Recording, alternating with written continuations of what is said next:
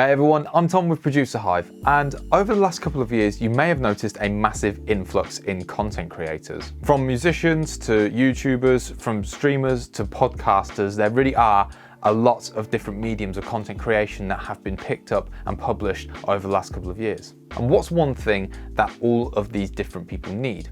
If you're streaming, making YouTube videos, a musician, or a podcaster, you're going to need a microphone. And that is where this device comes in. This is the RØDE Podmic, and it's been out for a little while, but in this video, I'm going to be making a review of it. I'm going to be talking about some of the things that I like, some of the things that I don't like so much, but I do have to say a big shout out to RØDE for sending me this product for free. However, they're not paying for this video, so all views are my own. Now, with pod being in the name, you'd think it's targeted specifically for podcasters, and you wouldn't be too wrong there, as they do also sell entire podcast kits with these microphones and the RØDECaster mixer. However, don't be discouraged. This product can be used by any content creator. This is a dynamic XLR microphone. So if you have an XLR input, some sort of mixer, a converter, or even some sort of funky XLR to USB cable, you can use this microphone for any of your content. This microphone uses the cardioid pattern, so it's only one direction. You talk directly into the end of the microphone and it won't be picking up noise from all other surroundings. And price-wise, this product comes in at around £100 or $100. However, if you look around on other websites, you might be able to find it cheaper online. One thing that I do want to note is that while this microphone does come with a mount, which allows for better articulation and to attach it to a mic arm, it doesn't actually come with any form of stand. And the stand that I am using with this microphone is the RØDE PSA-1 Plus, which was sent along with this microphone. And for the sake of this video as well, I am going to be using a RØDE lav mic to record the audio. However, I am also recording with the RØDE Podmic, so you can hear the difference. And this is the quality of the RØDE Podmic. This is connected to a RØDECaster Pro, which is then connected via USB into my PC, and I'm using OBS to capture the sound. So there's a few extra steps you have to go through in order to capture audio with this microphone, but this is the setup that I am using. Now back to the RØDE Lav Go. This is the sound quality that, again, I am pretty happy with throughout all of my videos. And now back to the Podmic, and you can hear how this sounds as well. And while we're on the topic of sound quality, I want to add this extra little bit in, which I forgot to film originally, so apologies for that. That's why there's a bit of a change in lighting and outfit. However, I do want to talk about how RØDE have engineered this microphone. When we listen to podcasts, there is a certain type of sound that comes with it. It sounds like you're sat pretty close to someone in a well acoustically treated room with no echo or reverb. The sound is clear and the voice is tonal and chesty, and that is what RØDE have tried to accomplish with this microphone. Being a broadcast microphone, they've made some changes to the EQ and the way that this captures voices to produce that podcast level of quality. There's quite a hefty bump in the 150 Hz section, and this is going to help give more of that chesty sound that we're used to with a podcast. Now, this is going to be fine for most voices. However, if you've got quite a deep voice, then this might be a bit too much with the EQ boost. But realistically, unless you're Kratos from God of War, I don't think you've got much to worry about. The road ahead is long and unforgiving. No place for a boy. Next, there's a bump in the 800 to 900 Hz section, and that's to compensate for the previous boost. This allows the mid-range to cut through a bit clearer. And then lastly, they've added a bit of sizzle between the 3K to 10K Hertz mark, which just allows for better clarity. So you can see exactly what RØDE are trying to do there when they have designed this microphone. They have engineered it and geared it specifically for that spoken voice, that podcast sound. But that can be used in so many more applications, which is why this is such a good microphone for content creation. But as you did just hear, this microphone does sound great. It sounds really clear, and it sounds a lot better than the RØDE Lav Go that I'm using, which by comparison actually makes me sound a little bit muffled. But the RØDE Lav Go is still a great piece of kit, and I've got it plugged into a RØDE Wireless Go. That is my go-to solution for any video content that I create, simply because I can sync it directly with my camera. If I could do the same with this thing, trust me, I would.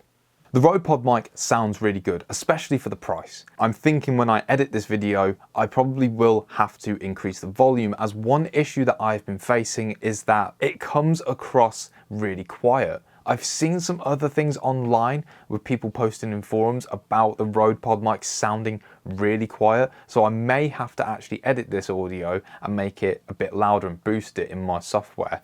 Editing Tom here, and yes, I can confirm that when I was editing the audio for this video, I had to increase the RØDE Podmic by about 10 decibels, so it really does need an increase in post if you're recording something, which isn't the end of the world. If you're recording a podcast or a video, that's fine. You can get people like me to edit the video and make sure that it sounds okay. However, if you're live streaming, you need to make sure that you test out your audio and it's giving you the levels that you actually want to output before you go live. So just something to note, it's a bit quiet, does need a bit more processing. Back to me. Additionally, it has a built-in pop filter, which helps with some of those more explosive P's, T's and B's. It means I don't have to put a FOP filter on it. And the fact that it's built into the microphone is something that I really like, because I don't want to put a pop filter on this microphone. I think it looks great. The design of the RØDE Podmic is fantastic, and one that I think looks and feels really professional whilst not paying for that top tier price point. Do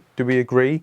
That is a nice looking microphone. I think it looks like a really cool professional product. And the RØDE Podmic is perfectly complemented by the PSA 1 Plus arm. And that's because it effortlessly holds its weight and articulates it. And that's important because the RØDE Podmic is heavier than it looks. When I first pulled this out of the box, I was really surprised with the weight. It's an all metal construction, which provides a really solid build quality. The combination of the PSA 1 Plus arm with this mount that's already on the microphone when you pull it out the box means it can articulate to many different angles. At the start of the video, you saw me using it more like this, in this shape, and you can see it holds it freely, really easily. This is how I see a lot of content creators using their mic, but I can easily just whip it round and use it in more of a hung down style instead. The microphone arm is at almost full extension like this now, and it is effortlessly holding the microphone in place. Contrast this with my Blue Yeti, which is on a tonal mic arm. This has worked really well, don't get me wrong. However, if I want this to just stay in place, I have to hold it, because if I let go now, it will move. Now yes, okay, there is a difference in price point between these two, but this, it just works. The Blue Yeti also provides really good sound quality, and comparing it to the RØDE mic, it's much easier to set up. If you don't already have mixers or XLR inputs or converters that are ready to take on the RØDE Podmic, you may find yourself investing even more in your setup and spending more time getting ready to create your content. If you're looking for something that's a lot more plug in and play and ready to go straight out the box, something like the Blue Yeti might actually be a better solution for you. If you already have XLR setups, or if you're ready to move on from the USB mics that you've already used and move on to something better to be able to produce a better quality, then the RØDE Podmic is a fantastic place to start with that, because it does come in a fair bit cheaper than other big brand XLR microphones, but still provides very good quality for podcasts, YouTube, streaming, TikTok videos even, music production. This is a solid microphone to choose. You may be losing some features that are built directly into the microphone. Like on the Blue Yeti, you can change the direction of the mic, control the gain, and control the volume output directly from the microphone. However, when you're using something like a Podmic, you're upgrading your setup. You'll have mixers, you'll have other inputs and ways of changing those, and you'll have a lot more customization available to you as well. So realistically, on which microphone you should buy, it really comes down to what your situation is and what your needs are. You don't need to spend a lot of money to get decent quality. However, if you are looking to step into the world of XLR mics, then I think the Podmic is a really solid choice. So the RØDE Podmic, for the price of around £100 or $100, you're getting a really quality entry into the XLR microphone world. There's a good level of clear sound quality. However, it may need a bit of processing afterwards to make sure that's at the level that you're happy with. The build quality is fantastic. The look and feel and design is top tier for a lower tier price. And I think application wise, it's really limited to your imagination. This is a brilliant microphone for content creators. I've been Tom with Producer Hive, and happy creating.